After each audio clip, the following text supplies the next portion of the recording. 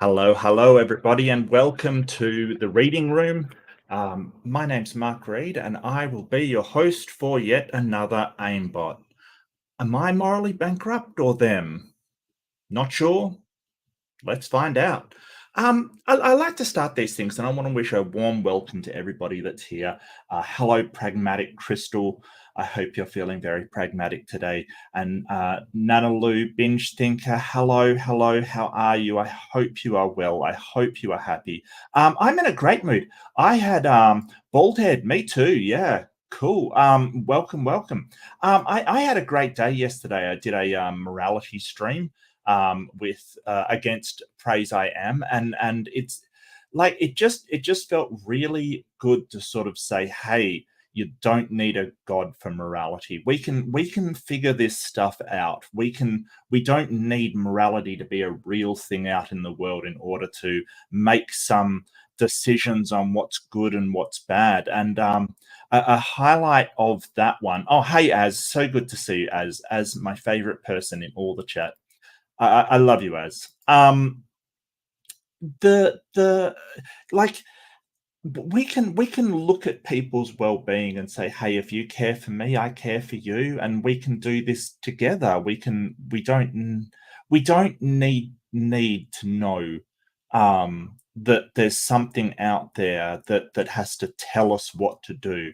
And just because that's simple, just because having an authority that says do this and do that is simple, doesn't mean that it's true. And so I thought that debate went really well. If you haven't seen it, it's on my channel. Feel free to check it out if that thing does interest you.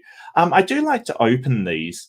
And what are we doing today? We're doing the same thing I do every week at about this time because I enjoy it and I love it and I love seeing all of you.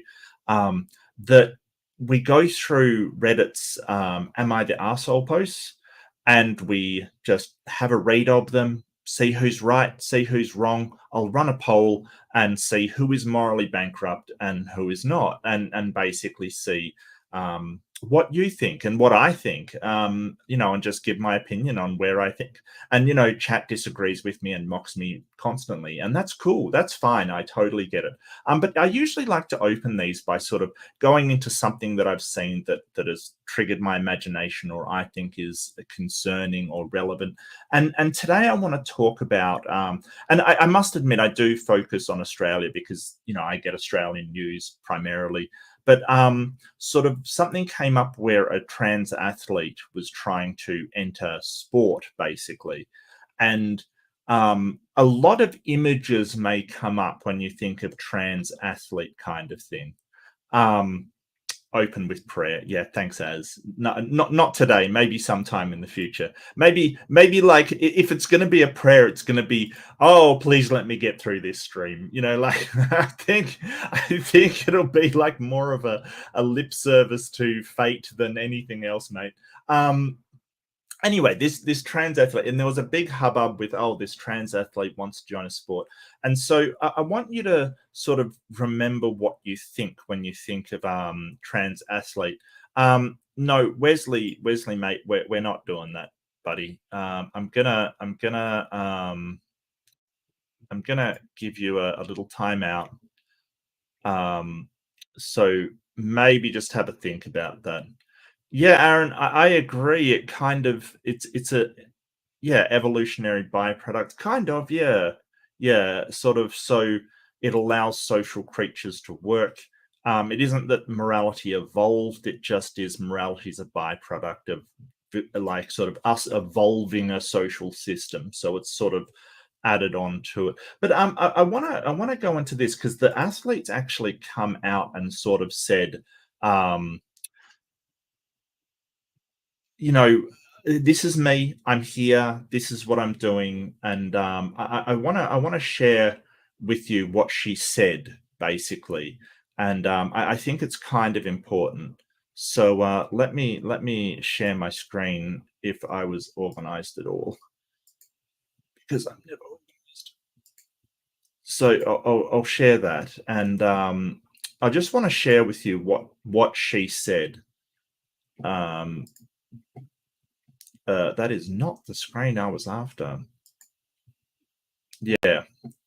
So I hope sound, like, tell me if sound doesn't come through. I've had horrible luck with sound on StreamYard, but I think I've got it under control. I think I know what I'm doing.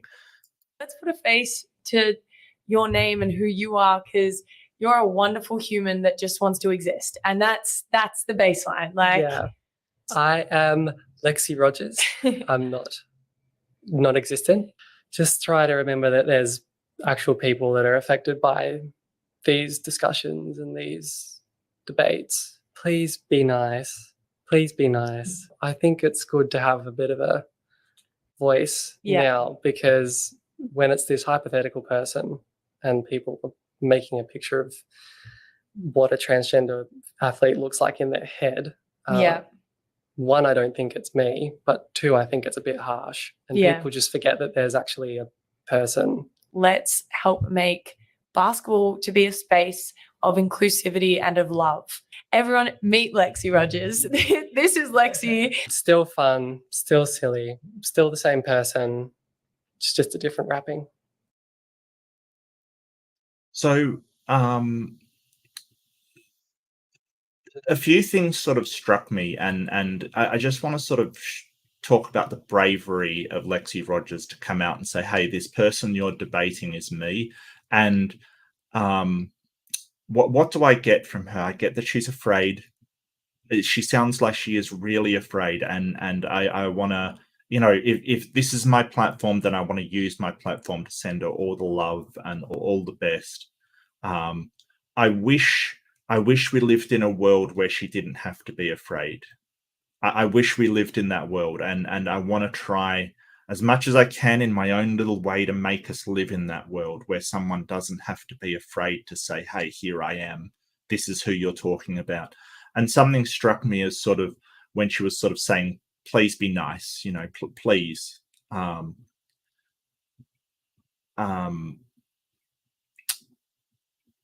We get into debates a lot, and we get into sort of issues that we throw back and forth a lot, and we have a tendency to other the people that we're talking to, you know, and that includes us, that includes atheists, and that includes secular humanists, that includes everybody. We have a tendency to say, hey, that person, because of what they believe, they're just not even human anymore, and everybody falls into it, that sort of othering. I try to remind myself that even the person that really disagrees with me, to attack their ideas, but not them as a person. I think ideas are up for grabs, but so, you know, what's your idea of a transgender athlete? And this is Lexi. This is her. You know, if you imagined some massive guy with, you know, kind of thing, she's not. She's actually, you know, smaller than some people in the league. She's not a huge, massive person. But as honestly, mate, I totally feel for you. I say things as well, and I was commenting to a gender neutral person, Ember, that because of the way you've been sort of your perception goes, you still use the wrong pronouns and stuff like that. Everybody understands that if you make a mistake, if it's in good faith, they're totally fine with it. And I still do. I totally get what you're saying. All you can do is your best, because we have this preconceived ideas in our head. But no, I just want to send all the love to Lexi, and just sort of I think she should be supported. Oh, hello, Titan. It's good to see you, and Marina. Yeah, so not when you talk about trans athletes, you know, there's a tendency for in your head to go, oh, this, you know, or at least some people, I won't speak for you, but some people will say, oh, well, it's a sort of really big, solid, you know. No, there's nothing. You know, this is just a person. And we do have a tendency to think that the person we're opposite in a debate is horrible, and, you know, oh, Sinedra, that's horrible. Just all my love to her. Yeah, I understand the fear, and as I was saying earlier, I wish we lived in a world where they didn't have to be afraid. That's what we're aiming for. So one of the goals of humanism, or at least the secular humanism that I follow, is that the labels that you have are only those that you choose or are earned by your actions. So that if somebody has that identity, they can choose to be that identity. And if somebody has an identity they want, then I'll respect it because it doesn't impact me. And if it makes them feel comfortable and supported, and then that's what I'm going to do, because I want people to be comfortable and supported and have a sense of well-being and be, comfortable in society. What we're after is happy humans. And I know happiness is kind of fleeting. It is a fleeting emotion. Happiness doesn't last forever, and it is a fleeting emotion. But really, we're talking about content humans, humans that are secure and comfortable and sort of enjoy other humans. That's really what we're after. I really feel for us, Nedra. I really do. I've had trouble going out as well in my life due to sort of social anxiety. So I really do feel for her, and just all my love. I hope the world turns and they don't have to be afraid anymore. But the way things, and I want to tie this into what's happening in America, which is sort of these laws that are squarely focused on making trans people afraid and fearful, and have to go into a bathroom that they don't feel comfortable in. All of it is dedicated to saying, hey, you're wrong and not part of society. And I want to tell you, if there's anybody trans out there, there's nothing wrong with you. You're just as important a part of society as me or anybody else. You deserve love. You deserve respect. There is nothing wrong with you at all.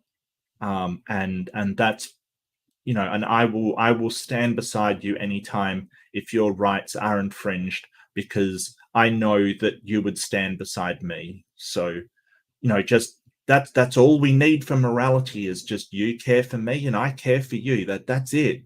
That's all we need. We don't need a god. We don't need some kind of important, being to shower us with some sort of, law kind of thing. We just need to care for one another. And I've never met Lexi. She seems nice. I care about her because she's just out there living her life. That's all. And she just wants to play ball. She loves basketball.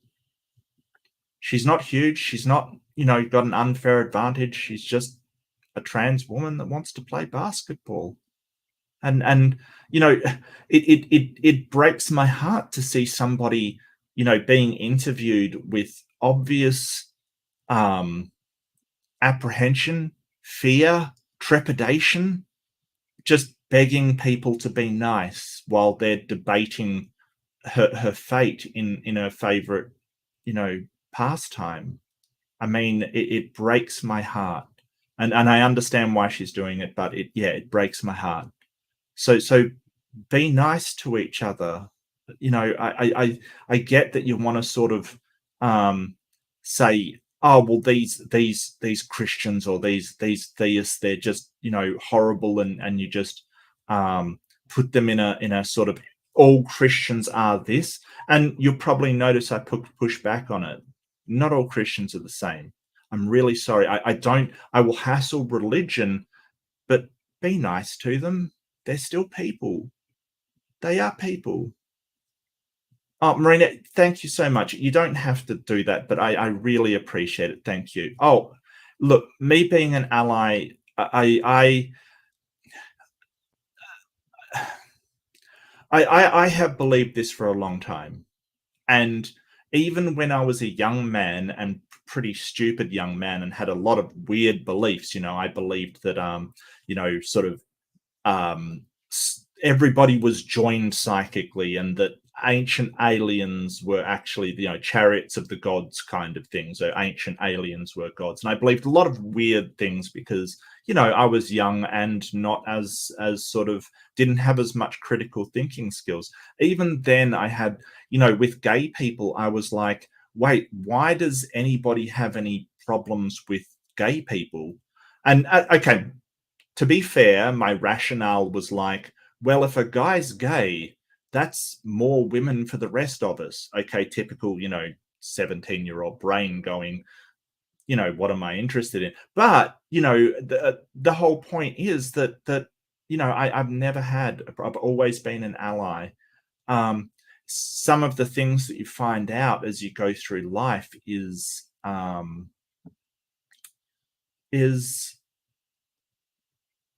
horrible. Just horrible. You find out about sort of Alan Turing, and that they used to throw gay people in jail just for being gay. That's their crime. You find out about what happened to gay people in the Holocaust. If you don't know, look it up. They were basically they were the most they had the highest fatality rate of any group that was locked up by the Nazis. So if anybody's sort of going on about how, this is like the Nazis, that's like, well, if you're sort of saying that gay people should be illegal, then you're like a Nazi. I'm sorry.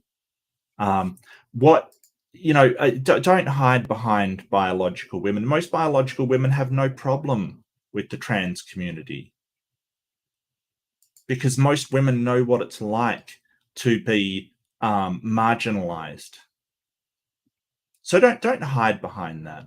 Don't hide. Don't make women your shield for your horrible beliefs. What? Seriously.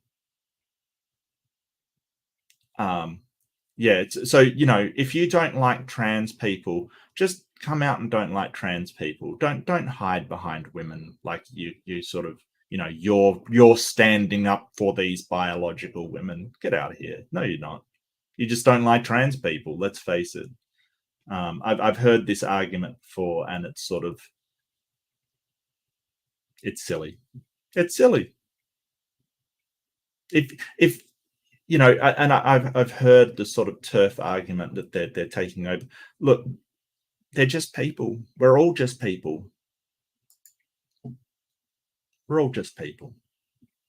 Oh, hi, Maynard. Yeah, good. And Blaster Master, thank you so much for your support in the debate yesterday. It was really good to see you.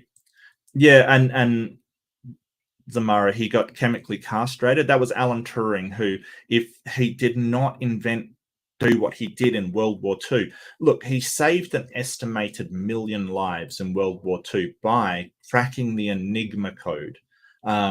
If anybody hasn't seen it, Benedict Cumberbatch does an amazing job in Imitation Game, which is sort of course, it's a movie, sort of a dramatized version of his story, but that is his story. During World War II, he cracked the Enigma code by inventing the world's first proper modern computer, using vacuum tubes and things like that. Sure, but it was a computer. If he didn't do that, we probably wouldn't be on the internet right now talking to one another. He is seen as the father of modern computing. And he was a gay man. He was chemically castrated for being gay. So he was made to have chemicals that completely killed his sex drive and libido just for being gay. And then he committed suicide. well, they presumed it was suicide. It was sort of an apple that was poisoned, kind of thing, which is got it's sad to think how much we would have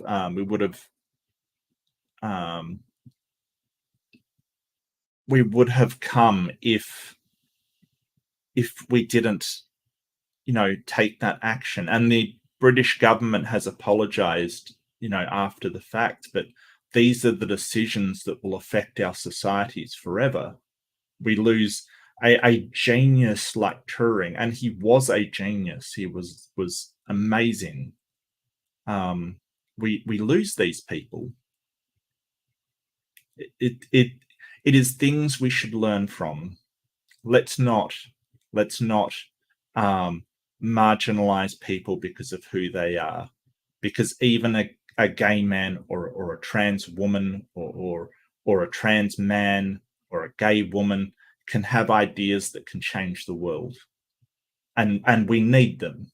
We need them. As I've said before, we are on a moat of dirt, hurtling through the most hostile environment that we have ever conceived. It is not the time to marginalize and put people down and put them away, because they might be integral to our species' survival. I don't know. You don't know. Nobody knows. Let's treat people with respect. Let's band together. Let's build a chance at surviving together. I often wonder why people don't realize just how fragile this world is. It's incredibly fragile. But that's not why we're here. But I do just want to say, be nice to Lexi. She's come out. She's stood up. The bravery that must have taken when people are debating your existence in a sport. The sheer bravery to come out and sort of say, hey, the person you're talking about is me,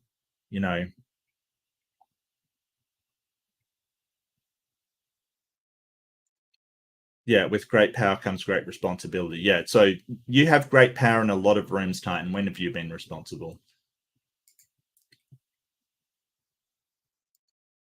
I mean, I joke. I love Titan. Don't get me wrong.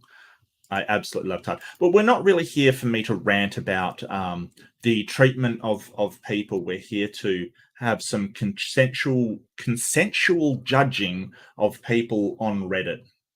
That's why we're here. It's all why we're here. So, am I the asshole? Should we find out? Is that a good thing? Can you read that? It's a bit small, isn't it? Hold on. That better? Maybe one less. There we go. That's good. That's good. That's good.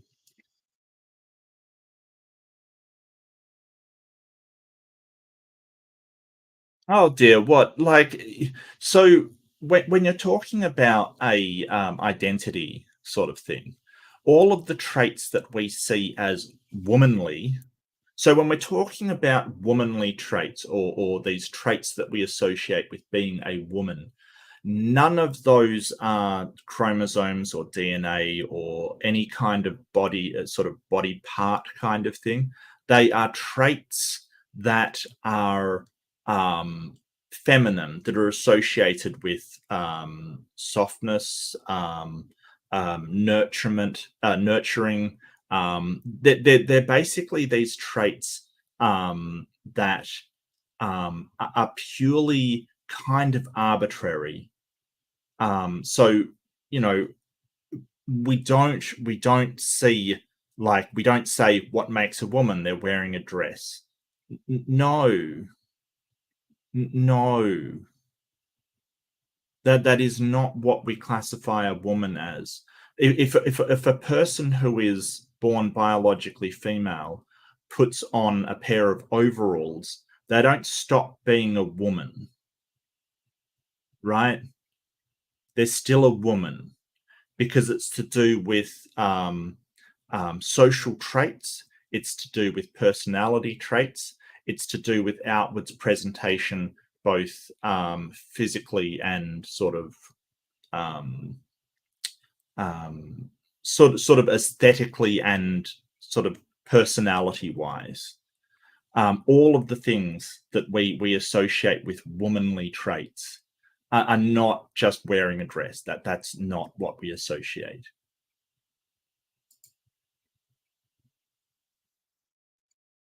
I never said that. I never said that. So I never said men can't nurturing, but what we associate with women. So yeah, it's kind of if I say, hey, we associate physical strength with men, that's not to say that a woman has not got any physical strength. In fact, there's women that are definitely stronger than me, right? So you've taken a generalized comment and then basically reversed it and said that I'm saying something that I'm not, which is incredibly dishonest. What? Okay. Oh, so you're basically a liar, which is nice to know.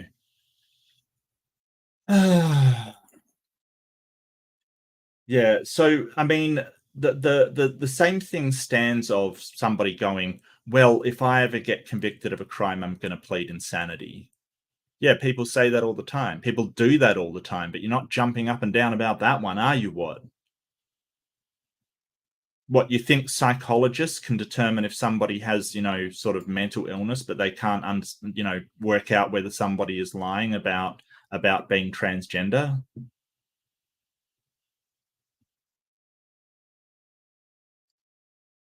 Yeah, sure. I mean, that's your choice. I personally wouldn't. I personally would sort of respect that. I mean, but I probably wouldn't find myself in a position to go to jail to prison anyway, which makes me kind of wonder what you're doing that's going to land you in prison. What? Um, you know,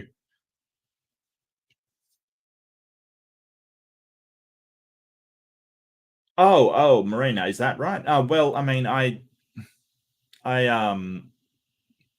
thought he was talking about like maybe you know oh, welcome, Ember, you are so welcome, like absolutely.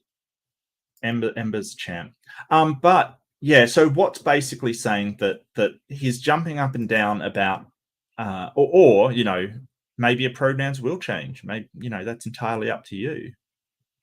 I uh i don't think pronouns aren't the hard and fast thing that I think you think they are. Um oh Kalasia, you've stumbled into a chat battle, the good old chat battle, you know, chat battle. Get into it. I must be hyped up from my debate yesterday because seriously, I'm all about the morality today. Posted by let's go. Let's aimbot. Yeah, that is Ember Sinedra. Yes, that is the wonderful Ember, and they are awesome. I really enjoyed talking to them. So the first aimbot. Am I morally bankrupt or them?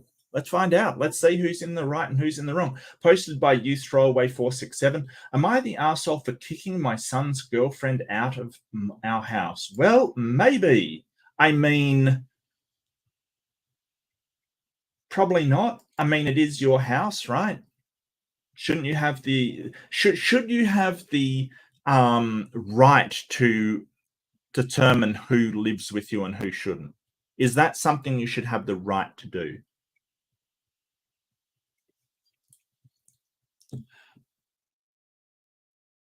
Oh, Sinedra, I put if you just go to the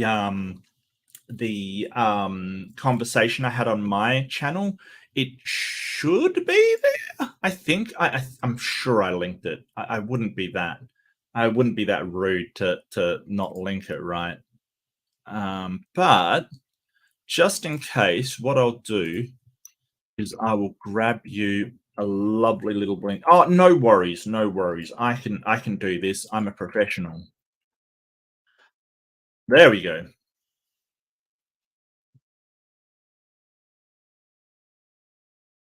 No, it's okay, Snedra. I got you. I gotcha. I gotcha. We're providing the links to the peeps. Okay, so my husband, 58 male, and I, 56 female, recently met my son's 24 male girlfriend for the first time. He's been crazy about her. Yeah, maybe first girlfriend or second girlfriend, sure. Yeah, no worries, Amber. All good, mate. All good. Apparently they've been dating for a year before he decided to have her meet us officially. Okay, big event. Yeah, no problem, Sinedra. My pleasure. What he's told us about us all seems great. She just got her degree, was enjoying her job, family orientated, etc. I'm honestly just glad he's happy with her. Sure. My husband and I don't think he's ever been this into someone before, so I feel pretty bad about what I did. What did you did? What did you did? Last weekend he brought her over for dinner. By now we'd been anticipating meeting her with how much Sun has been gushing about her. Putting her up on a pedestal a little. How perfect she is. She's the one, in his words. Yeah, you probably don't want to do that to your parents. Like, if you're taking like, I mean, I get that he's head over heels. I get that. I get that. They ring the doorbell, we open the it sounds like he's kind of maybe, I mean, he's 24. Presumably he's had relationships before.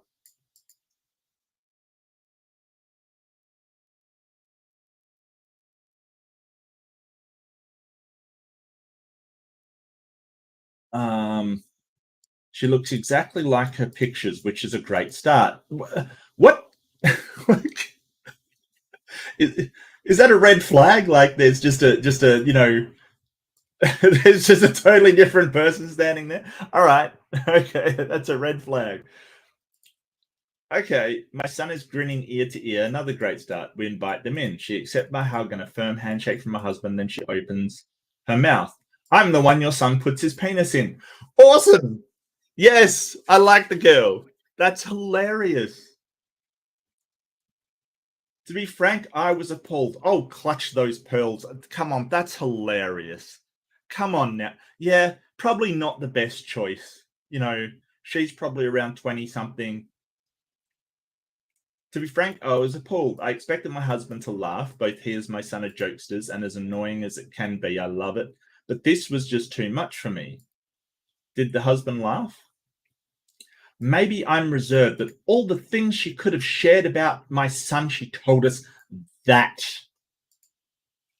Yeah, okay. So probably not the best approach, like meeting the parents for the first time. But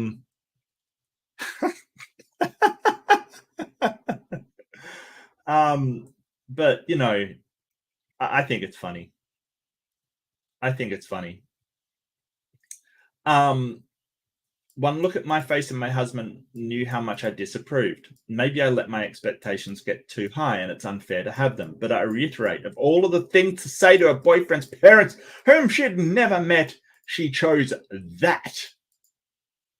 My son was amused at first, but when he noticed my reaction, my face dropped. Look, I mean, it's a joke that didn't land. I don't think she's an asshole for that. She's just not, I felt like he'd sold me the full package, everything he'd always been looking for in a girlfriend. I was too disturbed by the visual it put in my head, and it translated into anger. I told her to get out, and I wanted to say more about how gross it made me feel, but I fortunately left it at that. Oh, come on. Like, seriously, yeah, it was a bad joke. That's a little extreme. My son didn't want to go, insisting I give her another chance, but I was fed up and uncomfortable by this point. Even my husband, who has enjoyed his fair share of raunchy jokes, wouldn't let up. They left, and I immediately felt guilty. This was something my son had really looked forward to, and I feel like I took that away over a dumb joke. I tried calling to apologize, but he hasn't responded. My husband thinks she's the one who should apologize. I'm considering giving her another chance, but before I do, was I the arsehole? Yeah, kind of. Yeah. Yeah. Yeah, absolutely. Absolutely. Look, I mean, she maybe just wanted to break the ice and break up a uncomfortable situation for her. She may have felt uncomfortable, and this was the way that she tried to break the ice. And yeah, it didn't land. Okay, gotcha. But you know, people make jokes and they don't land, and you sort of say, "Hey, I don't really find that funny." You don't sort of cut them out of your life. Um, uh, it's kind of. Yeah, I agree, Matt. Definite overreaction. Definite overreaction. Yeah, not laughing and feeling uncomfortable. Like you can say, "Hey, that's not really appropriate," and she probably would have apologized, but you're an asshole about it. No, you've basically gone, "Oh, well, I'm going to treat you like you are a murderer because you made a bad joke."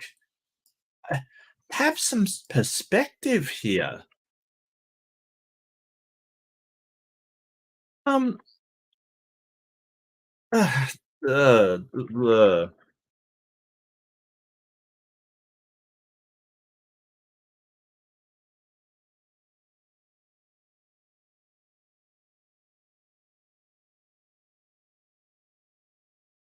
You know what? And see, the thing is, you don't know also the Oh, hi, Cayman. Good to see you. You don't know the background. She may have been told that the father was a jokester and loved bad and raunchy jokes, kind of thing. So, um, I don't know. I don't know, but I think that the best thing you can do is swallow your pride and sit down and have a talk to her. Um, Yeah, no, it does seem wise, Ember. I totally agree. It seems absolutely wise to get to know somebody, but um, some people are like that. They will panic in a tense situation or what they perceive to be a tense situation and make a joke that is outrageous in order to break that tension under any circumstance. And some people just put their foot in it. Like, I get it. It happens. Yeah, major overreaction. I think, yeah, you know,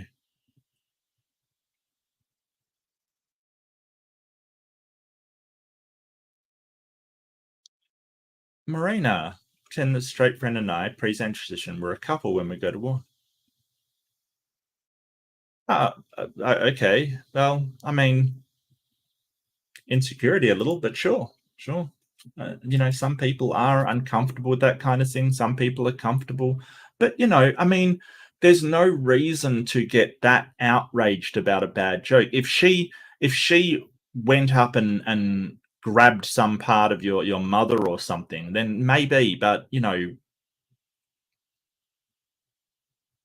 she may have like panicked. Like, I don't know. This seems like something out of a sitcom. Like, what should I say? What should I say? Hello, I'm the one that your son puts his penis in.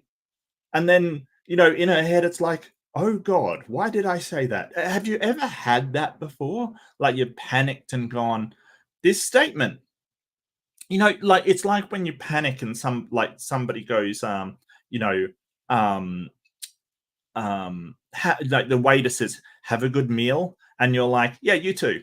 And then you go, why did I say that? Why did I say that?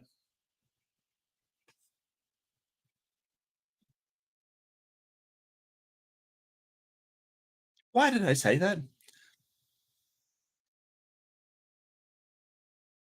And I guess I've said things that are sort of very awkward before, without thinking. So I guess I've got a lot of tolerance for that kind of stuff. Not that I'd find it funny if I did find it offensive, but I've said stuff that has been really awkward before. So I can't judge too hard. Let's see what Reddit says.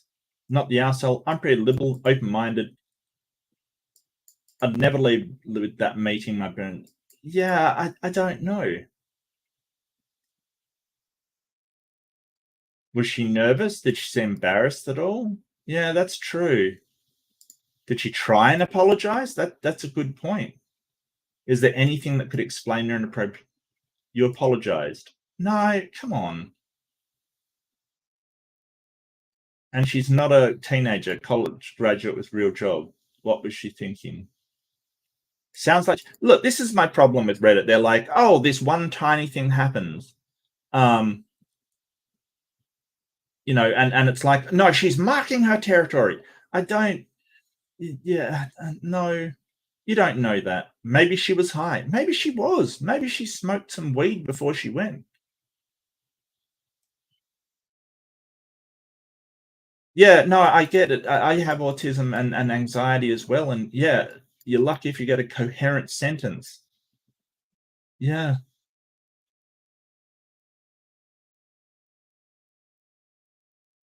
Yeah, no, I've done that one too. Yeah. How are you? Thank you. Yeah. Yeah, James, totally. It's good to see you, mate. James Wolfe is a legend, and I don't see him enough, but I must admit I've been very busy lately. I'd never say anything to my husband. You know what? I'd meeting them the first time, I probably wouldn't. I would never say something like that. Oh, come on. It's not that bad.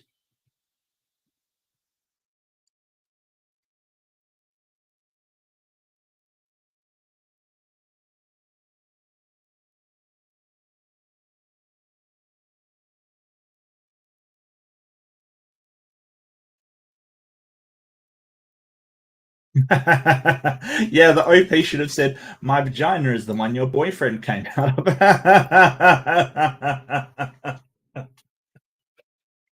Yes, that's what she should have said. Absolutely. Yes, yes, yes.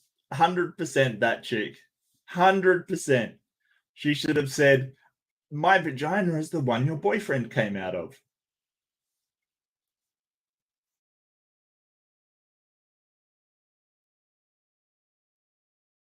Who does that shit? Oh, come on. Like, seriously? Yeah, humor to break the ice, but that joke sunk like the Titanic against the iceberg. Yeah, yeah. I mean, it didn't land. That's cool. Oh, hey, James. James Apson. Welcome, welcome, welcome. Good to see you.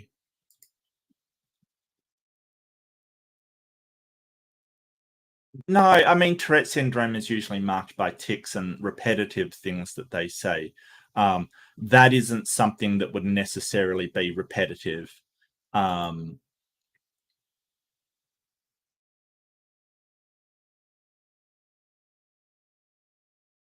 Honestly, my first reaction that she was probably thinking, don't say something stupid, don't say something weird, don't be awkward. And then, yeah, pouring out, yeah. Either that or she has a bizarre sense of humor. Yeah, maybe. But I wouldn't, like, I get that, hey, this doesn't land. But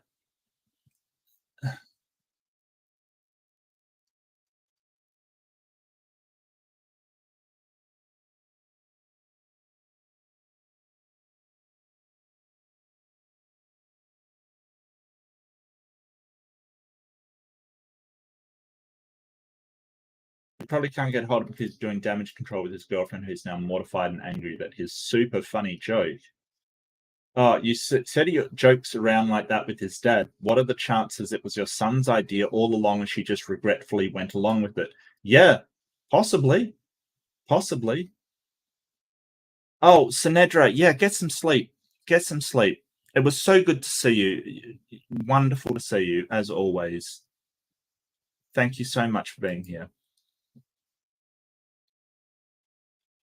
What is satire? It's this joke is premium satire. You know, telling the parents that you're having sex with their son is premium satire. So if the son came up with the joke, then yeah, this honestly wouldn't surprise me, but I'm not going to lie, I'd be disappointed in him. And that's not something he'd say in front of me directly because he knows I'm not a fan of any personal jokes of that nature. So to make his girlfriend say it wouldn't be very good, and I'd hope this is the case and he makes it up to her somehow. Yeah, reach out to them, have a talk to them. Yeah. She has Tourette's or panicked in the moment succumb to impulsive thought. Yeah, it's unlikely to be Tourette's because that's usually repetitive tics that come up.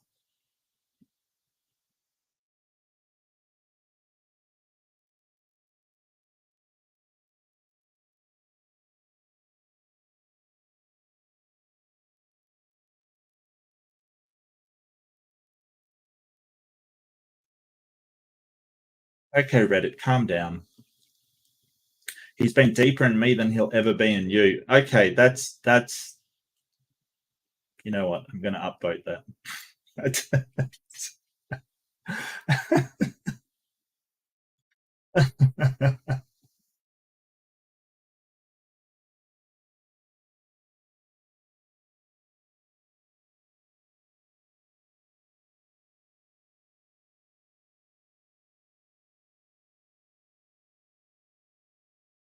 Yeah, I still think you've been an asshole. I don't think I gave her enough time to react properly, and I regret that things were a lot smoother if I had. She was just sort of frozen in shock. She kept looking at my son to convince me not to kick her out. I guess she wasn't sure what else she could say at that point. Yeah, I don't know. You could have a conversation with her.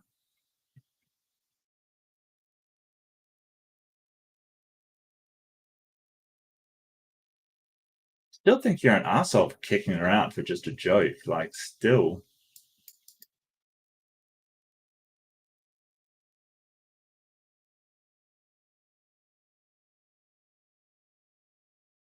Everyone sucks here. Yeah, kind of.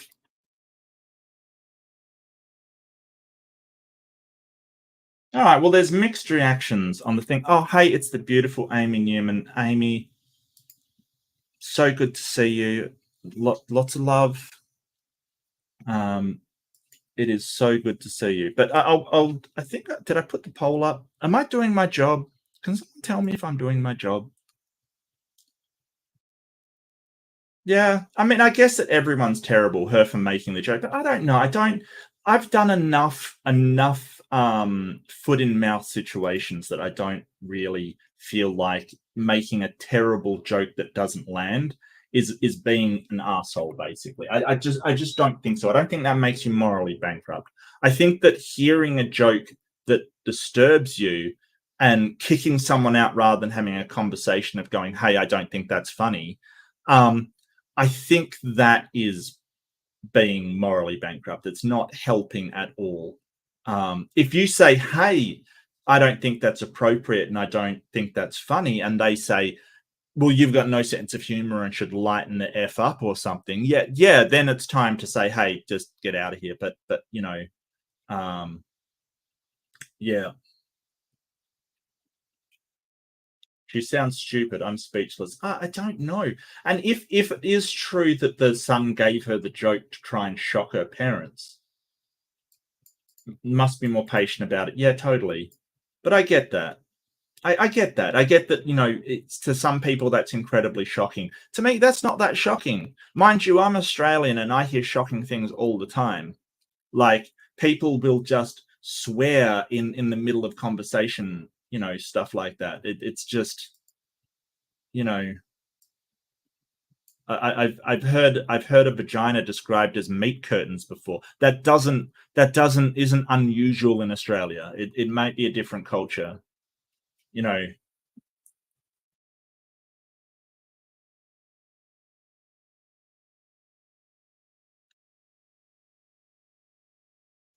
When it's the very first words you've heard of the person mouth, how do you even address it? Well, I mean, you can joke it off and say, that's not exactly an achievement, or you can say, hey, you're not the first one to make that achievement, so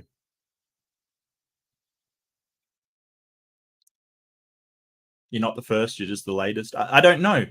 Or you can just sort of say, hey, that's not really funny, kind of thing. But as always, just some communication would help here. Just communicating, hey, this is what happened. I felt this way about it, and I would prefer if in future this happened. If they're not amicable to that, then you take more action so they won't cross your boundaries. So yeah, it's okay to have boundaries about language, but if somebody crosses that boundary, you have to communicate that with them. That's my opinion anyway. All of this is my opinion, of course. Yeah. So everybody sucks. I don't know. I wouldn't take offense at that though. It would just be like, yeah, okay, that's a bit of a weirdo. But mind you, I like weirdos. I like strange people. So, you know, what the hell? What is this? Wibita. Is that will I be the arsehole? Is that look, I don't need any more acronyms in my life. Like seriously, I don't need any more acronyms or initializations in my life. I'll give you an upvote anyway, but only grudgingly, Old Price. Very grudgingly. How dare you add another acronym? I think it's will I be the arsehole? Will I be the arsehole for asking a boy's family for an item that he borrowed from me before he died? I suppose it depends what it is. If it's like a pencil or something, yeah, probably. But if it's something a bit more, you know, yeah, okay, no worries. Thanks for confirming that, Marina. You know, I'm bad with acronyms at the first. I think I just know too many acronyms from my field. So you know, I've excluded all others. So I'm 14 male, and almost 3 weeks ago, I let a boy in one of my class at school borrow my sweater. He said he'd give it back to me after his mum did laundry, but unfortunately, a few days after this happened, he was killed in a bad car accident. Obviously, I knew it wasn't okay to say anything before his funeral, but now it's been a couple of weeks. I'm wondering if it would be okay to go to his family and ask them for my sweater. The main reason I'm not sure it's okay to ask is because I've never met his family at all, and I don't think they know who I am. I knew this boy from being in school together, but we weren't friends or anything. I did ask my older sister for advice. I think that's okay. I did ask my older sister for advice. She said if it was her, she just wouldn't ask because she would be worried about upsetting the boy's family. And I do agree that if it was just any random piece of clothing, I wouldn't bother asking at all. But this sweater I got on an important trip, and it has the name of the place where I stayed, so I do care about getting it back. I only let him borrow it because it was an emergency. So will I be the asshole? No, I don't think so. I think that it depends how you frame it. Like if you say, hey, this sweater has importance to you, then that is importance to you. And it is also a reminder of the boy that died as well. You know, if you frame it to the parents as I also want to keep it and remember him by, I don't think they would have a problem with it. I think you'd have to approach it as, well, if you can find it, if you know, if it's there, you know, not say I demand this sweater.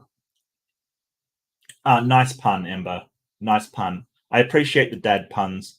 Usually Randolph Richardson is the platinum class for puns in our community. But you know, if you want to challenge Randolph Richardson, I wish you the best of luck. You will have to bring it hard, Ember. Honestly. Oh, Duchess, thank you so much. I really appreciate it. Duchess of Clutches sends in a super chat for $2.20. Is that Canadian? Canadarian? Take my damn toonie. I don't know what a toonie is. What's a toonie? You got to tell me what a toonie is. But thank you so much, Duchess. I really appreciate it. This must be a Canadarian word. Yeah, I am trying to annoy you by saying it like that.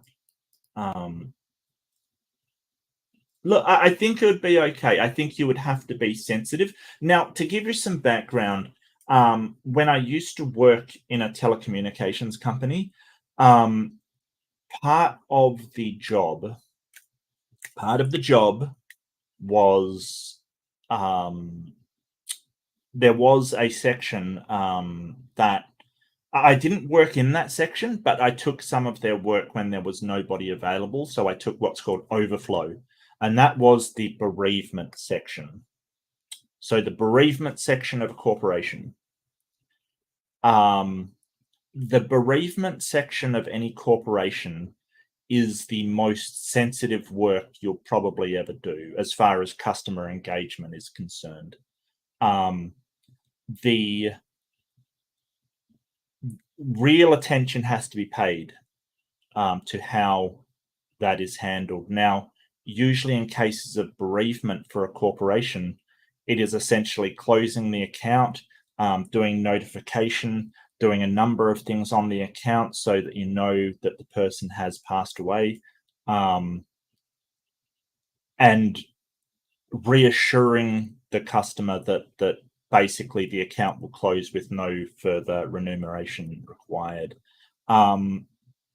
It's rough. It's rough. But I think that only in a case where the item in question has special significance for you, that you would do that. Tony's a Canadian $2 bill. Oh, okay. Okay. We don't have $2 bills. What kind of povo thing is that? Like, we have coins for $2. We have $2 coins, not bills. What are you doing over there? What have you done with our plastic currency? You're doing it wrong.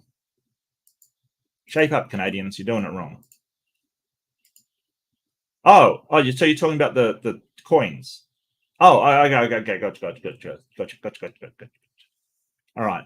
Well, yeah, that makes more sense. That makes more sense. Should the poster retrieve their sweater? This is a rough one. I got to admit, this is rough. So let's look at it as far as sort of utility-wise on well-being. So I think that you would have to weigh up the well-being of the people who have lost somebody. And yes, that's important, with the well-being that you get caused by losing something that has a lot of sentimental value to you. So I think in this case, it would have to be something very sentimental, not just, hey, I picked this up on a trip and would kind of like it back.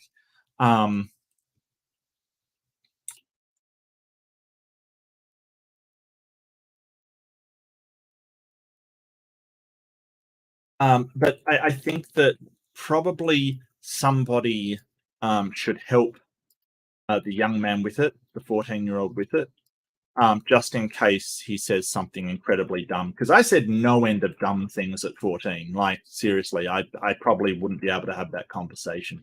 I think the sister should probably help him, but it's a difficult conversation. It's a difficult conversation. Break into the kids' room and steal it back. Yeah, because nothing will make them feel good than walking in on somebody in their dead son's room stealing their clothing. I mean, like, that could go badly very, very fast, Marina. That could go bad very fast. Yes, if you pull it off, the perfect crime, but if you don't,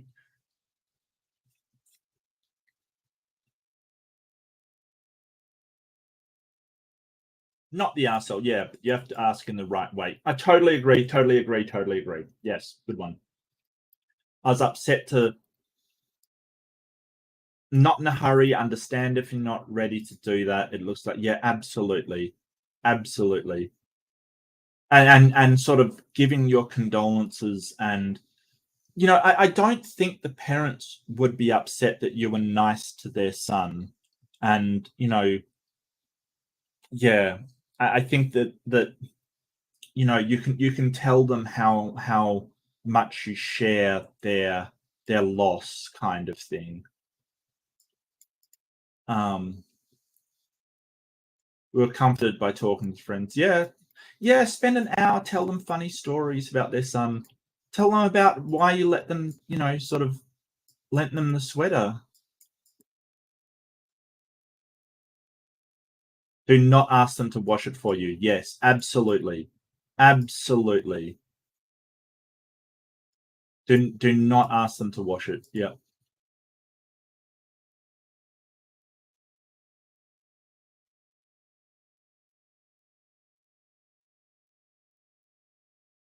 So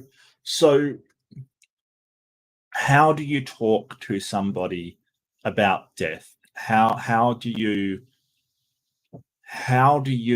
have that conversation? How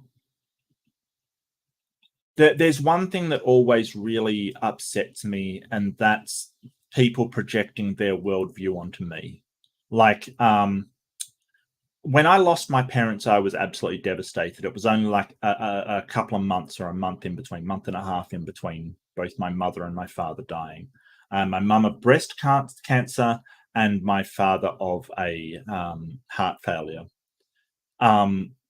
People that said, "Oh, well, they're in a better place," I just wanted to throttle. Like, seriously, it was like, get the fuck out of here. Seriously, what is wrong with you?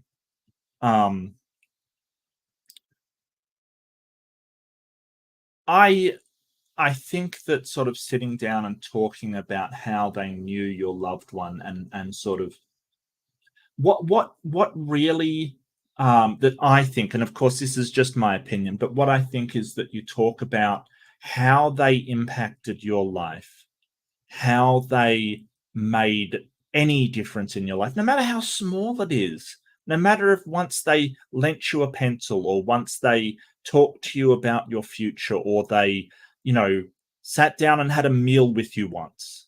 That's all.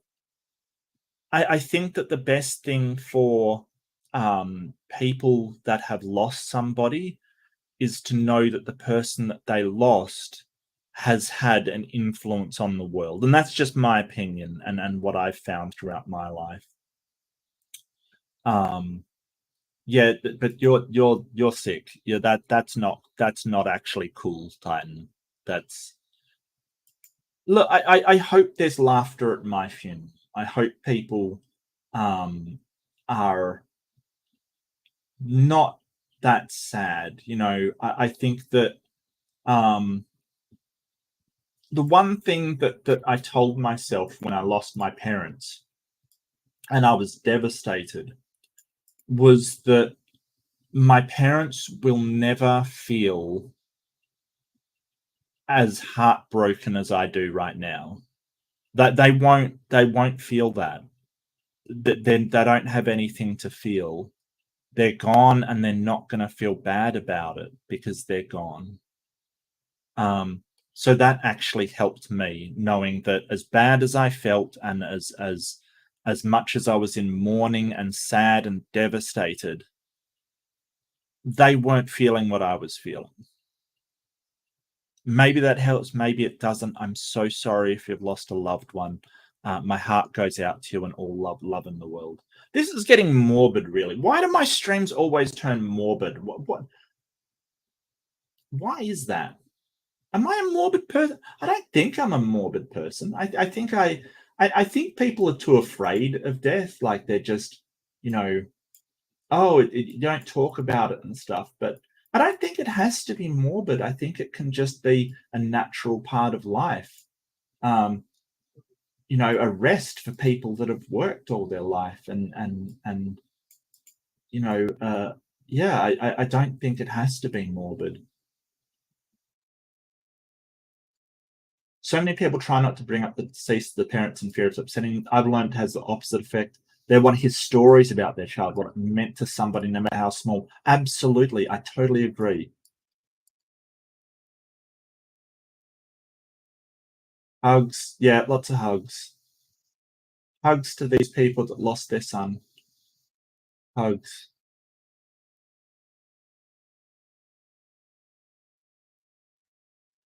Yeah, so NaH means no arsehole here, and I'm kind of inclined to agree with that. So, so if you're voting, the poster is morally superior means that the other people are morally bad. So I don't think anyone's morally bad here. I think it's a good question to ask. You know what? This is really encouraging that a 14-year-old is asking this. Like, how do I deal with this? This is a hard situation. I can make people laugh or cry. I will state they could at least turtle wax his noggin. Yeah, absolutely. Please, if I die, somebody turtle wax my noggin. Yeah, absolutely. I'm sure they'll do that when doing the open casket kind of thing. I separate celebrations of life to funerals. In a way, that's what a funeral is. It's sort of a goodbye to the person and celebrating that we're still here. The funerals are for the people that are alive, not the person that's dead, Ember. That's my opinion anyway. But no, I know what you mean. I know what you mean. Funerals are always, I think they're important. They're so important, but yeah, definitely not your preference to go to kind of thing.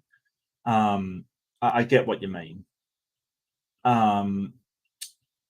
But if a 14-year-old is asking this is very encouraging. This would be hard for an adult to deal with, much less a 14-year-old. If I was OP, definitely ask parents to help. Absolutely. Absolutely. Ask your parents to help. Yes.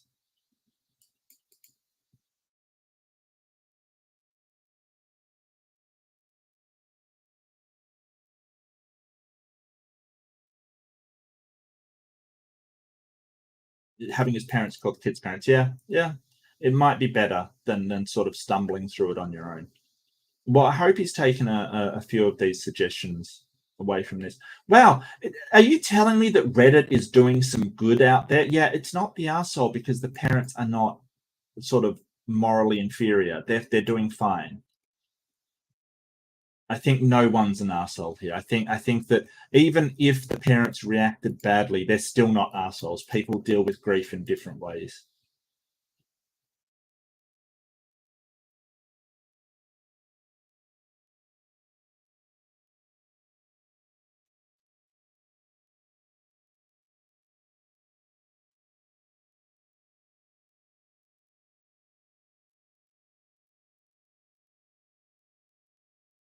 Yeah, I kind of think nobody is. Nobody is. What's your favorite celebration, Ember? What's your favorite celebration? I'm just thinking. I don't know what mine is, to be honest with you. Let me think. I don't know. I don't usually go in for huge celebrations or anything.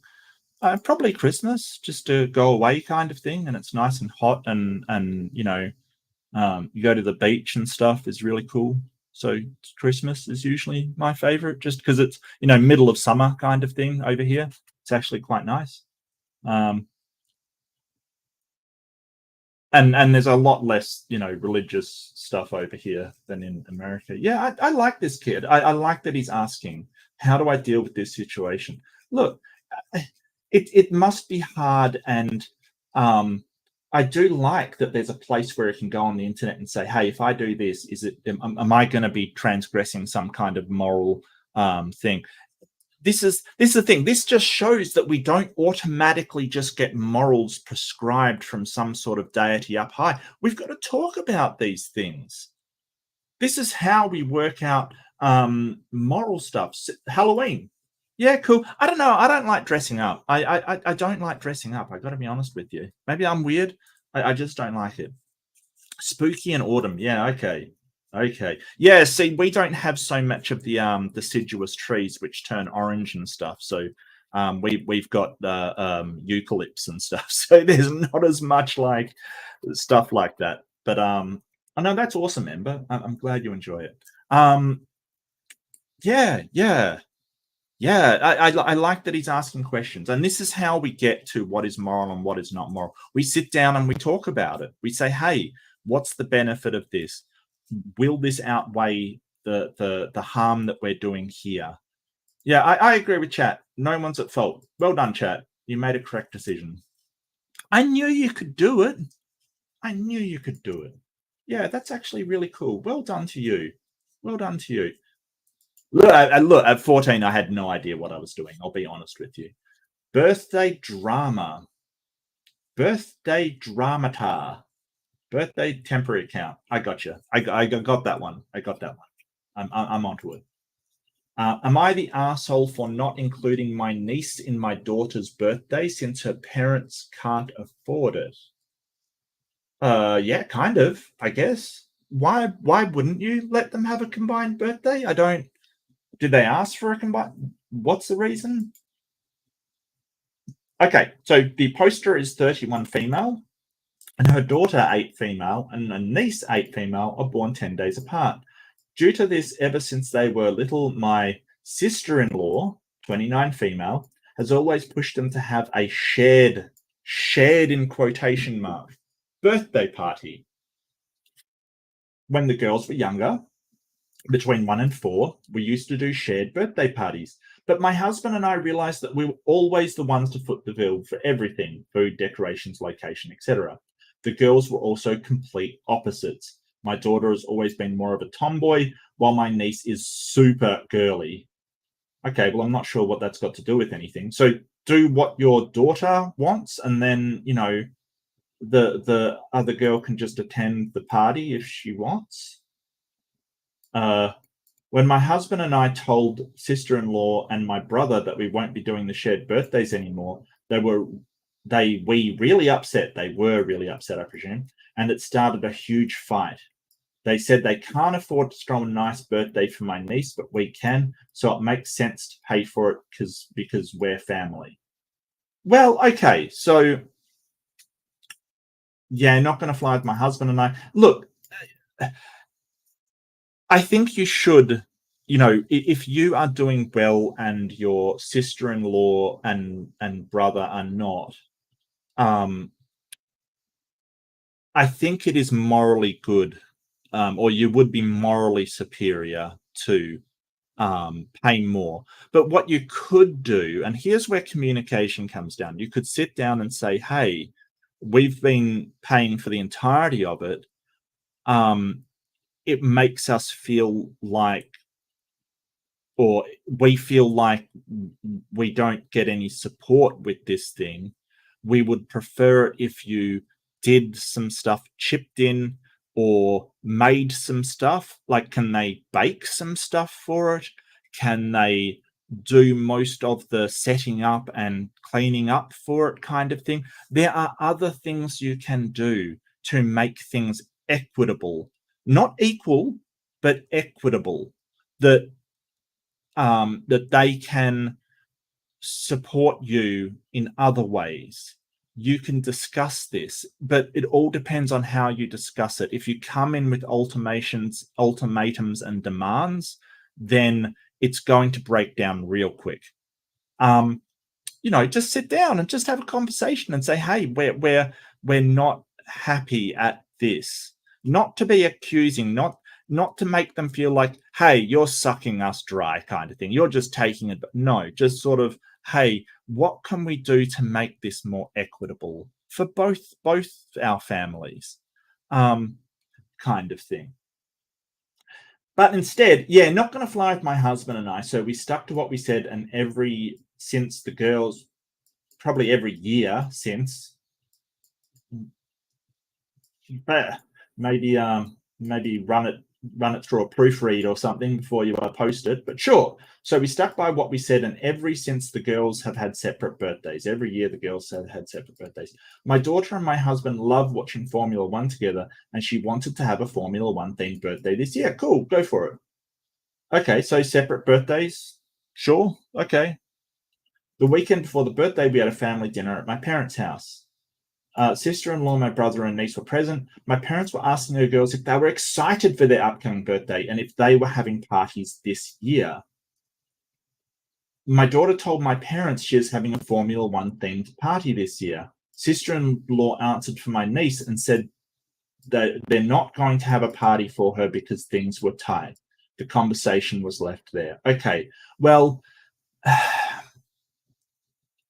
It does seem like you're being a bit of a tool, to be honest with you. If you've got, if you're well off and your sister-in-law isn't, that might not necessarily be their fault. I think that you are kind of gatekeeping for your family.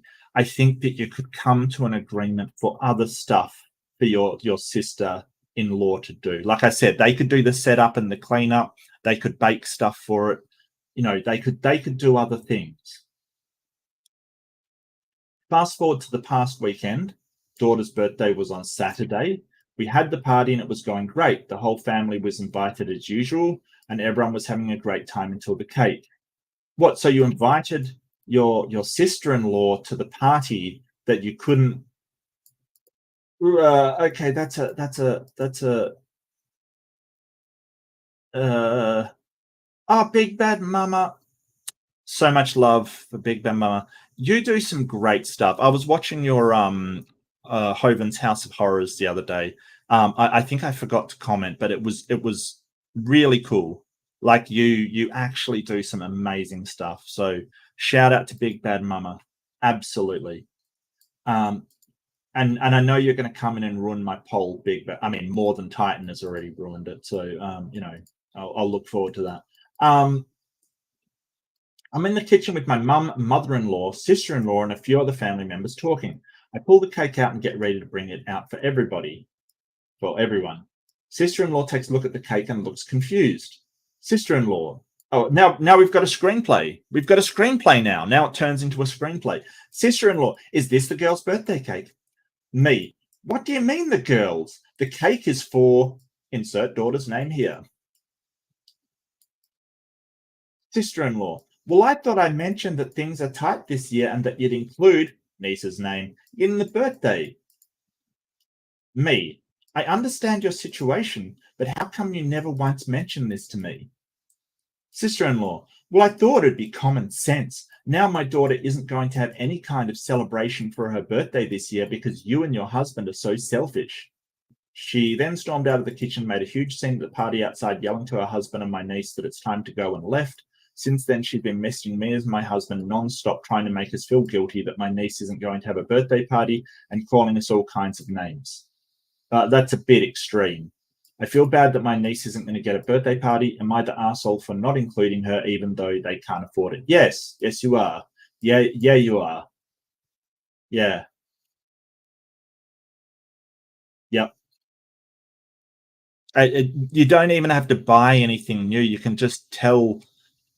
The kid was going to have part of the cake anyway, right? You could just say, hey, this is a combination party. You're not getting her any other presents. You're not getting her anything extra. All you're doing is sort of saying, hey, the party's for both of you. Like, who cares? It's just a birthday. Why do people place such massive things on the thing? I get that. I think that you feel resentful that they're not chipping in. You can communicate and have other things to say. Like, seriously, you don't have to say, hey, it's you chip in halfway or you're out kind of thing. But it doesn't sound like they've even discussed that. So we realize we're about to foot the bill kind of thing, and then it goes to, we won't be doing the shared birthdays anymore. Did you actually tell them you're unhappy? Probably not. You probably didn't say, hey, look, you know, we understand that things are tight with you. We just feel resentful and unhappy that we're paying for everything. Is there something you can chip in? You know, you don't have to do this all or nothing thing. You can come to compromise. Again, communication. I mean, that's the big thing I notice in all of these. People don't communicate. It's just, you know, I'm feeling resentful. I'm feeling this. I'm feeling that. So I'm going to stop doing this, or I'm going to take this action. And the other person may have no idea that they've even annoyed them.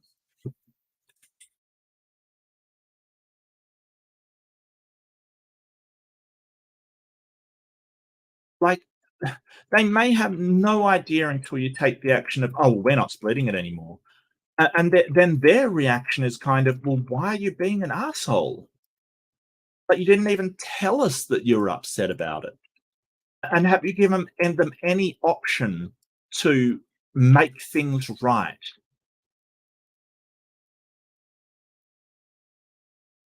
Well, polls out. Let me know what you think. Look, I know this will be like some people will be, okay, if they foot the bill for everything, then they can do whatever they want. And that is kind of true, but we're not sort of saying what they can do. We're what sort of saying what's morally right to do. Yeah, I thought Reddit would be like this. It's not your job to make sure your niece has a party. That's up to her parents. Maybe things are tight. Maybe they need to be creative, but it's still on them.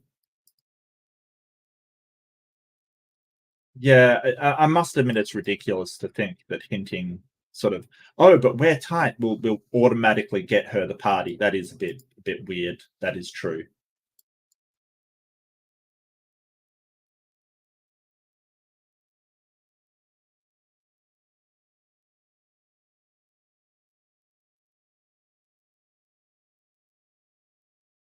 They've had years to improve their financial situation and time to save up. Things are not that easy. I dislike this whole thing of, well, you're poor, so it's your fault. I don't understand that mentality. Sometimes it's not. Sometimes people have medical bills. Sometimes people get things that go wrong. It happens. I don't. Yeah. Okay.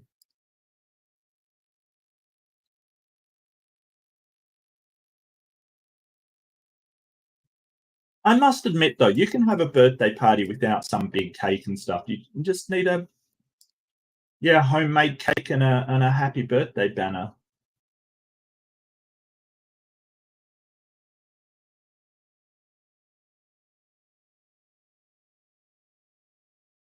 Yeah, maybe it is the sister-in-law. Nah, Reddit's influencing me too much. I still think that I kind of think everyone's the asshole, to be honest with you. Everybody's morally bankrupt. For the sister for sort of the sister-in-law for not sort of just accepting that she doesn't have to be part of the poster's birthday party, and the poster for just basically not communicating with her that she was upset at what she was paying for the birthday party. Like, seriously, you could have had that conversation. I wonder if she did. I would like to ask a question if she did.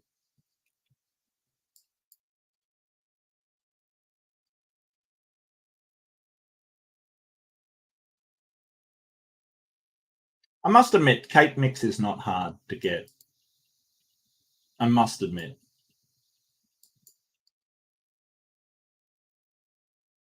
Wait, why is OP's husband an arsehole? Was that just a typo?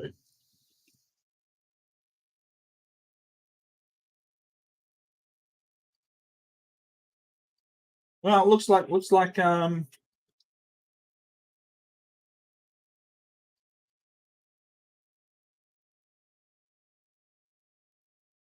be honest, seems like this whole problem communication or lack thereof. Yeah.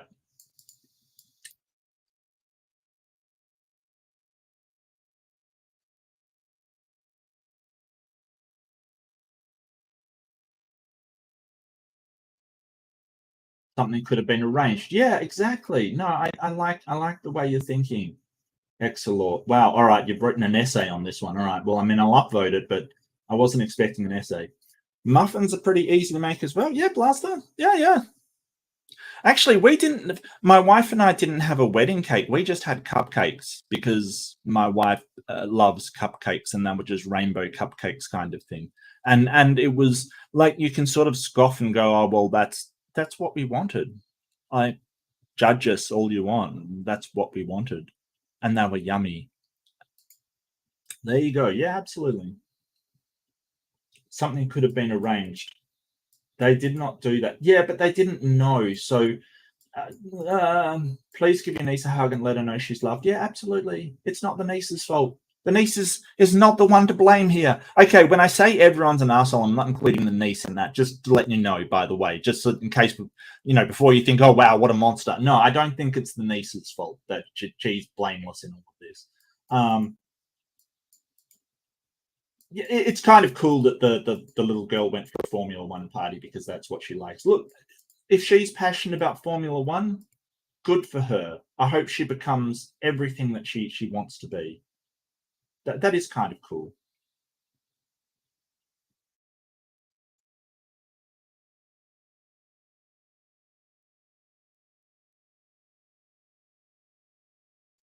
The cake mix and frosting put in food drive. Poor kids should get birthday cake, and food stamps don't go that far. Yeah, she might be on food stamps.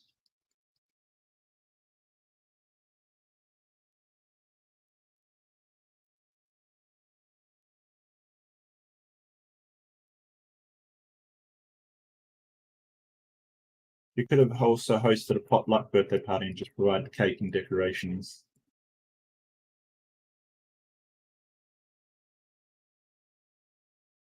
Yeah, I mean, she was a bit of a arsehole.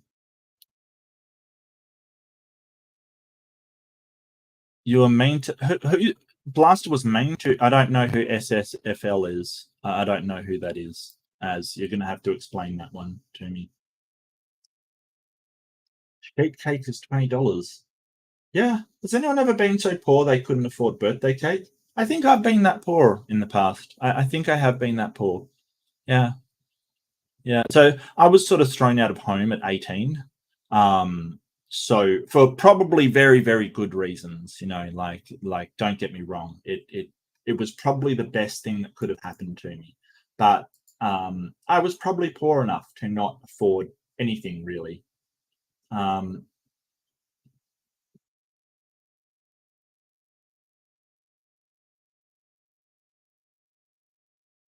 Yeah, so as a young man, I made some very poor decisions. If she can afford the gas to drive over, well, that's not necessarily true. So this is the kind of sweeping statements.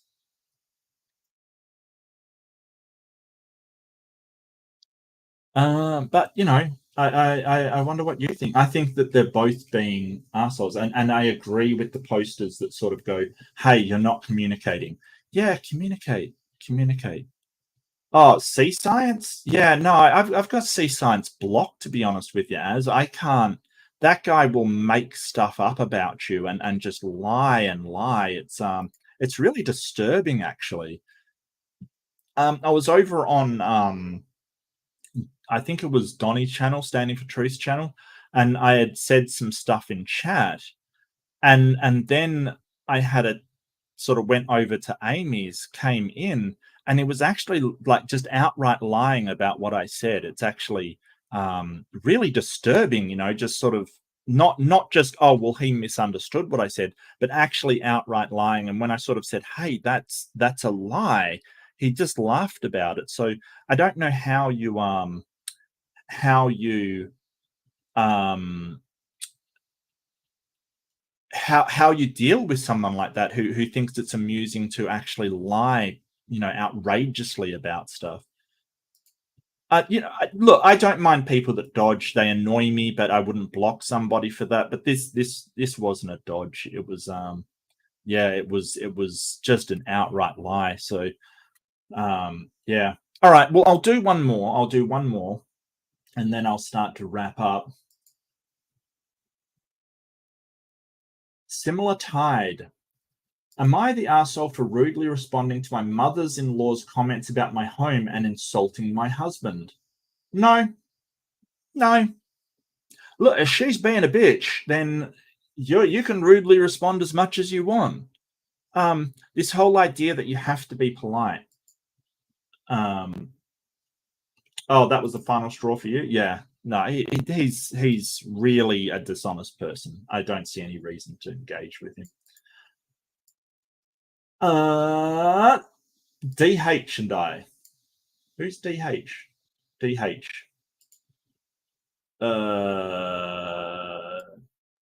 Dead husband? That's morbid. Dear husband? Someone help me out. Anyone know what DH is? Yeah, kind of. Yeah. I think that well, I think morally you should have a welcoming home. Like, you should welcome people into your home if they want to. But if they're rude and obnoxious, then yeah, you have the right to do whatever you want in your home. I mean, obviously not like kill them or anything, but you know, if you want to say, hey, I don't like the way you're behaving in my home, get the fuck out. I think that's perfectly fine. Dumb hubby? Is it dumb hubby? Its initials?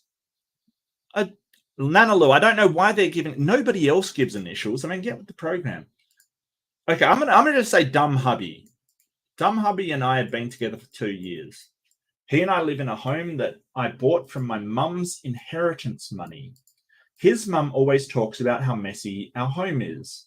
Although there's two people living in this house, she always gets comments and criticisms at me. Look, okay, so first off, it's actually dear husband and cringy. Yeah, that is cringy. Yeah, that is. Yeah.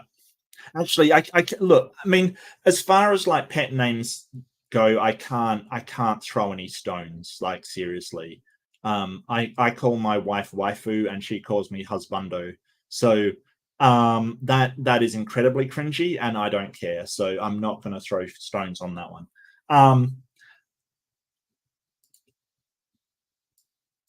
Look, okay, so commenting on the mess in people's homes. Shut up. It's not your house. You don't determine how other people live. Do not. Like, I understand you want to keep a spotless house. That's cool. Somebody messes your house up. That's not cool. You go into somebody's house. Do not like leverage your expectations against them. It's not cool. If you don't like the mess in the house, don't be there. No one's keeping you there. You don't have a right to tell people how to live at all. At all. If they want to live that way, that is their concern. If it affects you, then you may have a cause to raise concern. If it doesn't affect you, shut up. It doesn't affect you.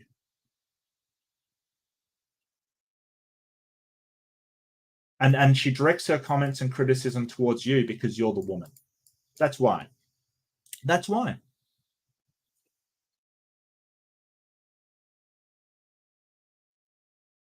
Wonder if the mother-in-law wrote her dear husbando as a kid and it is carried forward. I don't know, as like by road, I mean, you mean like is really harsh on them. No, I think it's just people of a certain age think that if there is a mess there, it is the woman's job to clean it up, and that's just not true. Like, there's two people living there.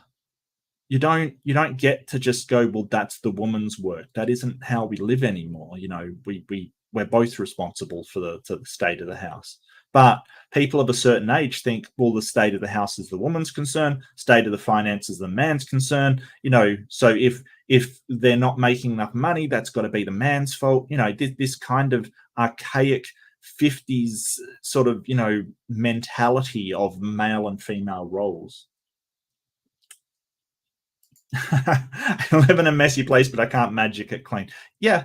I mean, it doesn't work. I've tried. It doesn't. God can. Yeah, no, God can if they want to, but apparently they don't want to. So, you know, if everything's by God's plan, then a messy home is in God's plan. God decided you would have a messy home. We need more pixies on this planet. Yeah, I've left no end of sources of milk out, Ember. My place still isn't clean, like seriously. Should even bring it up in front of lots of people, which put me on the spot constantly. Yeah, that's not cool. That is not cool. I'm gonna, you know, go out on a limb and say poster not asshole, because that's just annoying. As she also seems to forget that I'm pregu. You know what? I'm starting to like this person. Hey, I'm pregu. And she's preggers.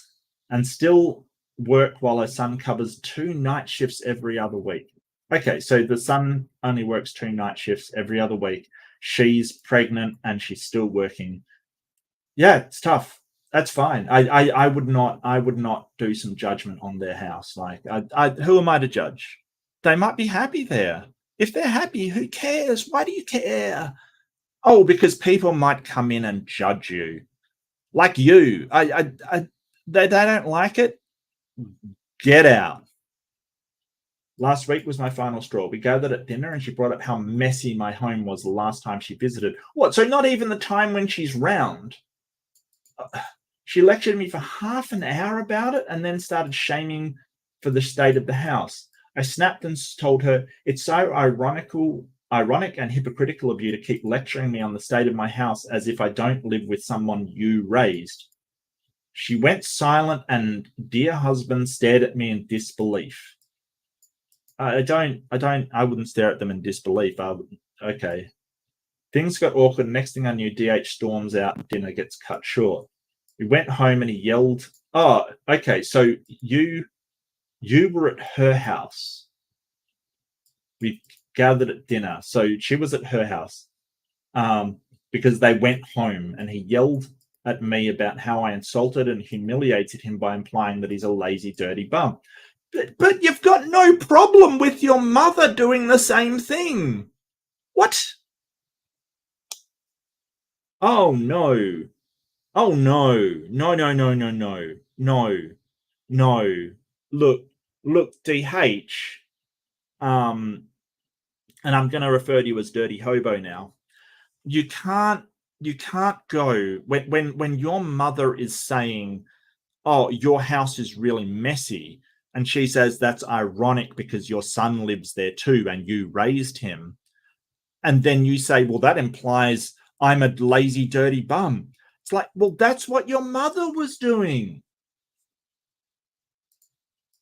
He said it was a cheap attempt to get at him when I should have just kept him out of the conflict that his mum and I have had. Okay. No. You don't get to take the bench on this one, sonny boy. You don't get to take the bench.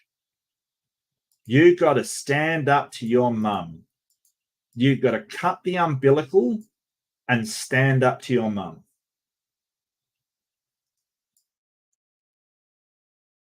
He's not speaking to me and he's extremely upset. He went to stay with his brother and has been cold to me about this for days now, saying I used him as a tool to get back at his mum and that he was innocent and shouldn't have been humiliated like that. What the hell? Like, he's fine with his mother humiliating her like that, but when he's humiliated by pure association, that's no good. Look, you do both live here. You are both responsible for the state of the house. Look, it doesn't make you a dirty, lazy bum. It just means that you're just messier people than your mum, and your mum's probably got high standards. Is he still Dirty Hobo? Probably. I mean, I presume he was when she wrote this post. Maybe it's ironic. Maybe she's like, dear husband. Oh, hello, Stilette. How you doing? Good to see you. Yeah, peace and love, my friend. Peace and love. I'm taking it to be dumbass hubby. Yeah, maybe. I used him as a tool to get back at his mum. Look, your mum, like, seriously, if my mother was hassling my wife like that, I would tell her, look, you've got to stop. Like, seriously. You can't hassle her. Yeah, she's pregnant. Why isn't he helping her? Absolutely, as that is a fine point, and yes, absolutely. But the whole thing about it is that she is being castigated by the mother, and then when she fires back, he feels castigated by association. And so you've got to say, well, why aren't you supporting your partner and saying, hey, mum, she's pregnant. You know, we're not as neat as you want us to be.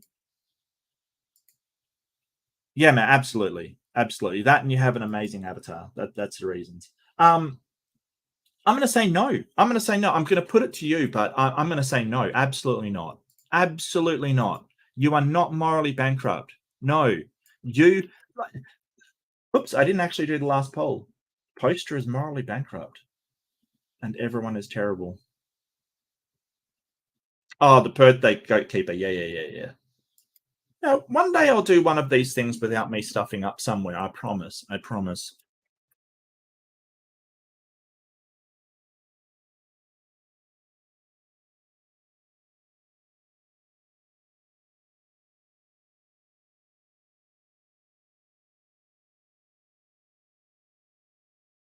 You know, I think that if I was in that situation, I would have said a lot worse than that.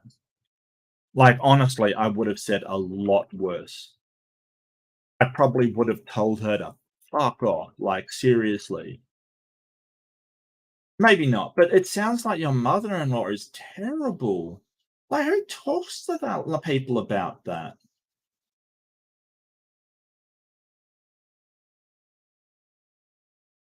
Yeah, the mother-in-law.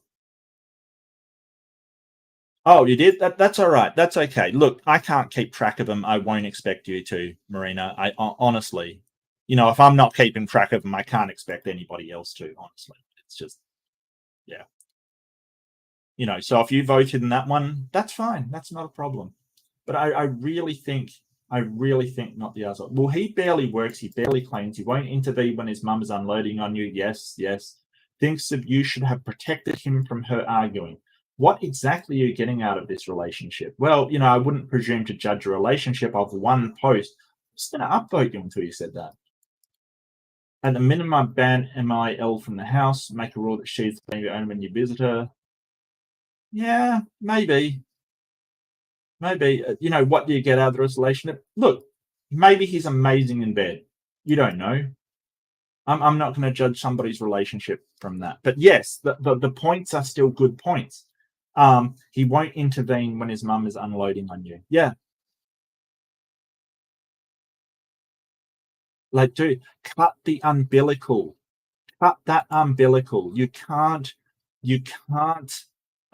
be afraid of your mother anymore. You are building a life with another person, your partner. You cannot be afraid. Yeah, absolutely, absolutely. And Amy showing us what's important. Love you, Ames.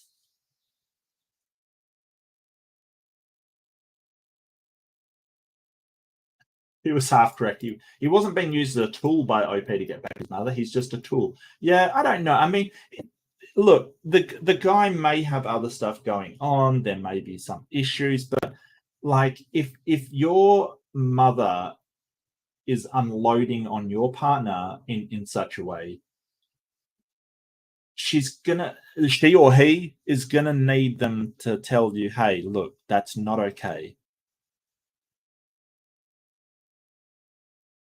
Conflict his mum and I have. The mum is kind of sexist for expecting the woman to clean up.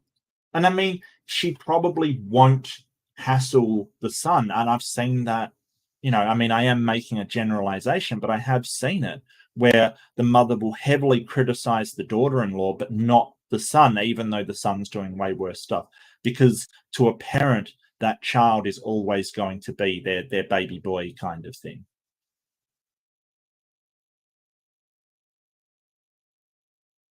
Yeah, no, I'm amazing in bed. I sleep like a champion, as when I sleep, I could sleep for my country, quite frankly. If there was sleeping in Olympics, no, I'm joking. I don't. Look, I have trouble getting to sleep sometimes. Like, actually, a lot of times I have trouble getting to sleep. Like, sometimes I have to toss and turn for ages to get to sleep. But once I'm asleep, I swear you could drive a garbage truck through the room and I would not wake up. It's crazy what I sleep through. Um,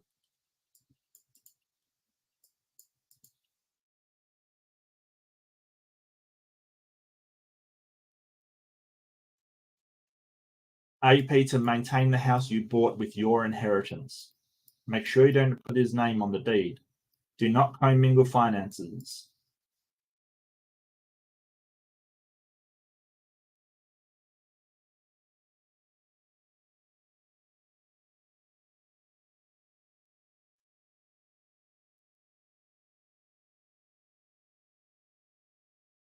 Yeah, stick up for your wife. Yeah.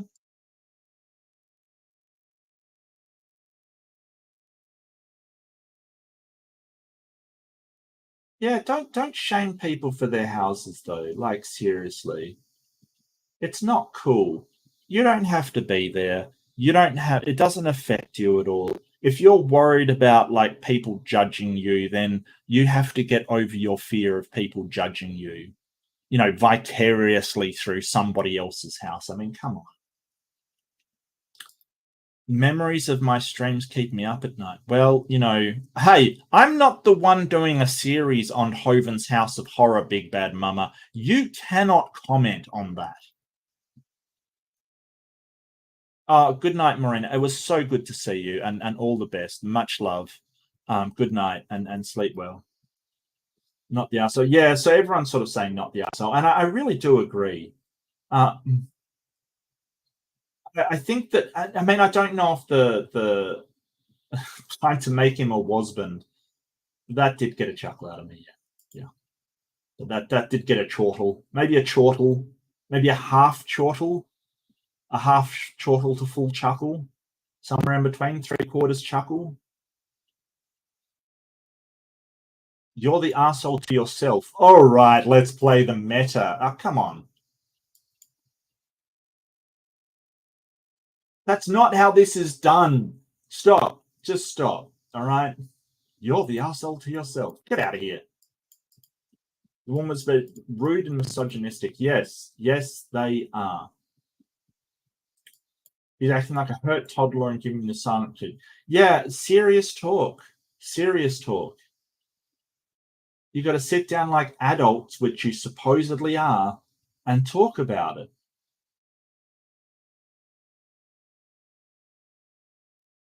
What was dear husband's plan here? Just to stay silent while the two of you continue to butt heads? And look, no matter more cowbell. Look, definitely more cowbell. Always more cowbell.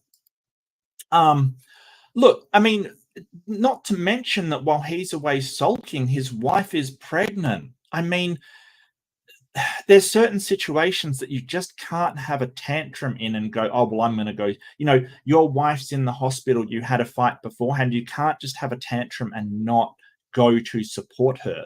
Like, regardless of how angry you are with each other, there's certain situations where you've got to just put it to one side and go back to it when you're both in able to. Like, seriously. You can't, you've got to just, yeah, okay, so Reddit's ripping him a new husbando.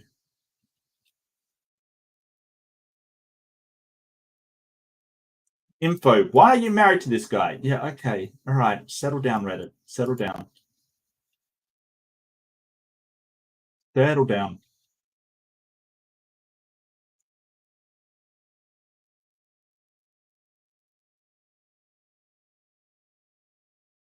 Not the arsehole, all right. Show your husband this Reddit might get him off his ass. Reddit is mad over this one. No, I mean, no. I could do a video game stream. I do like video games, Cowbell. I really do. But this is, am I morally bankrupt or them? Which I did put in the title.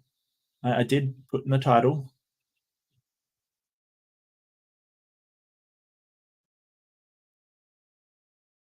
If your husband was a man, he'd stop his mummy from embarrassing his wife and pretending boys would avoid. I kind of do agree. I'm really sorry, but yeah, time to cut the umbilical on that one. Yeah, all right. Well, I mean, I'm coming down on definitely not the arsehole. Well, your husband should be standing up for you, absolutely. And I think that you're actually pretty restrained considering what you've put up with, and you know, sort of being pregnant. Aimbots are banned on stream. Well, they should be. I mean, they are just heinously cheating in video games, which, you know what, it always amuses me when someone gets caught in like a pro game on stream and that they're like, you know, using aimbots kind of thing and wall hacks and stuff. Like, it's just like, what were you thinking? What were you thinking? All right, well, let's get the poll and see what you guys thought. Everyone is terrible. Okay, so apparently, according to the chat, everyone's terrible. I'm not sure how she's terrible. I think that she's just reacting to a really bad situation. I would have to disagree on you. What happened to the good old cheat codes? Well, when things went online, they don't really have cheat codes anymore, Embo. You know, future is now. Future is now. Well, that will about do it for the Am I Morally Bankrupt or Them? Thank you so much for joining me. I did put out a debate yesterday as well as a chat with Ember, who's in the chat, and it was a good conversation and a really good examination of sort of Hoven during the big rumble that they had over on Praise's channel. So that was good. That was good. An Aussie movie recommendation, Wake in Fright from 71. Okay. There you go. All right, cool. Yeah, sounds good. Beautiful. All right, well, I'm going to go back to this view. Thank you so much for joining me. And yeah, I had fun going through these. I really feel for the community out there. And a big shout out to all of the people that we want to support, that we want to be allies to, and support in their just their efforts to be recognized as members of the society. You know, and mine was about Lexi Rogers, who she is trying hard to be accepted into a basketball and has tentatively come out and said that she is the person that they are talking about. And it's nice to hear from her. And I salute your bravery, lady. I think you are insanely brave, and I admire them so much for coming out and helping the community. Thanks so much, everybody. Yeah, thanks, Amy. You know, this is an actual professional, Amy Newman, who was amazing. Don't forget to like, subscribe, and do leave a comment if you disagree with any of the sort of moral interpretations I've had. It's always up for interpretation. It's always based on context. But for the moment, do be kind to yourself and do be kind to each other. Thank you so much. Bye-bye.